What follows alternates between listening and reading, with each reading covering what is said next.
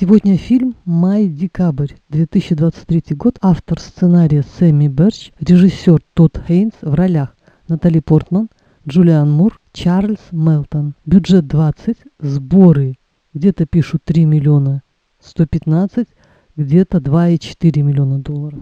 На 76-м Каннском кинофестивале Netflix приобрел права на распространение в Северной Америке. «Май-декабрь» был выпущен в избранных кинотеатрах США 17 ноября 2023 года, а затем транслировался на Netflix с 1 декабря 2023 года. Фильм основан на реальных событиях. В 1996 году Мэри Кейли Турно, 34-летнюю учительницу, мать 4 детей, и Вилли Фаулау, 12-летнего подростка, застукала полиция в машине. Ее посадили на 6 месяцев, она родила ребенка. Через 2 недели после освобождения их опять застукали, теперь ее посадили на 6,5 лет.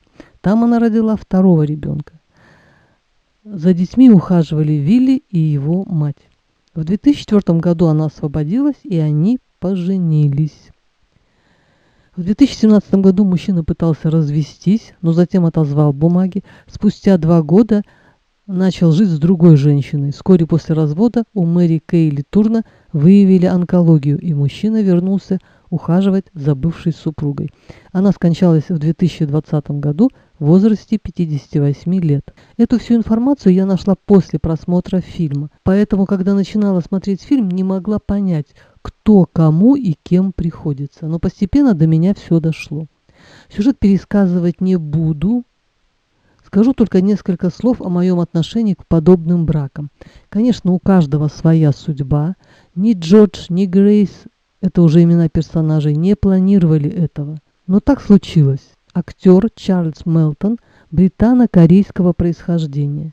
Реальный Вилли, китаец, может быть, тоже полукровка, отца своего он не знал, тоже не урод. То есть героиню и реальную, и киношную можно понять. Трудно, наверное, устоять перед таким красавцем, как Мелтон. Другое дело, что многие понимают, что 22 года – это слишком большая разница для серьезных отношений. Зачастую жена к мужу относится как к сыну. Но если женщина старше мужа на 22 года, хочет она этого или нет, то отношения складываются материнско-командирские, если так можно сказать. Возможно, я ошибаюсь. Но в реальной жизни и в фильме наша героиня все время подчеркивала, что инициатором, растлителем в кавычках, был 13-летний парень. По фильму я все время ощущала атмосферу неловкости, она прям витала в воздухе. Все, кто контактировал с этой семьей, по фильму, все время ощущали неудобства, как самих хозяев, так и свою. В реальности же, по словам Вилли, все было гораздо сложнее. Поэтому, я думаю, эти отношения были очень сложными, как для Вилли, так и для Мэри. Я все время перескакиваю с имен реальных на имена персонажей. Вы уж меня простите. В фильме Джорджу 36 лет. Он увлекается какими-то жуками. То есть он, по сути, ботаник. С одной стороны, внешность актера Мелтона и образ ботаника кажутся несовместимыми. Но Мелтон, как актер, меня поразил. С Джулиан Мур и Натали Портман все понятно. Талантливая актриса с большим опытом. В то время как за плечами Мелтона всего 4 фильма, один из них сериал. Я не знаю, заслуга ли это режиссера или Мелтона, но он, имея такую внешность, не нес с экрана мачизм. Он играл 36-летнего уставшего отца семейства, которого одолевает астма, у которого вместо пресса висит живот, тяжелая медленная походка пожилого мужика. И даже когда у них с героиней Портман случилась интрижка, он отнес к этому как-то слишком серьезно. Я месяц назад на Ютубе наткнулась на интервью Портман, Мелтон и Мур и поняла, что они вместе снялись в каком-то фильме. Дальше я не стала смотреть, думаю, потом вернусь к этому фильму.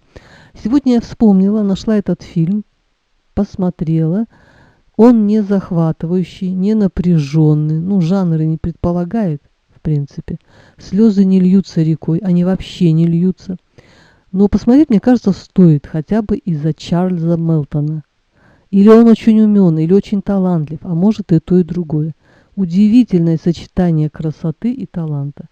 По поводу красоты. Не смазливый, черты лица резко обозначены, как будто из камня вытесаны, особенно губы. Он мне внешне напомнил Евгения Урбанского. Что-то в последнее время я его часто вспоминаю. Энергетика очень сильная. От очень красивых актеров обычно ничего не ждешь. Ну, сидят они нога на ногу или ноги на стол. Или стоят с задумчивым видом у окна. Ну, пройдут туда-сюда, может, закурят. Но здесь броская внешность уходит на второй план. И ты видишь просто человека, ну, с очень трудной судьбой. Когда вы посмотрите фильм, вы сразу поймете, что я имею в виду. На сегодня все. Всем пока.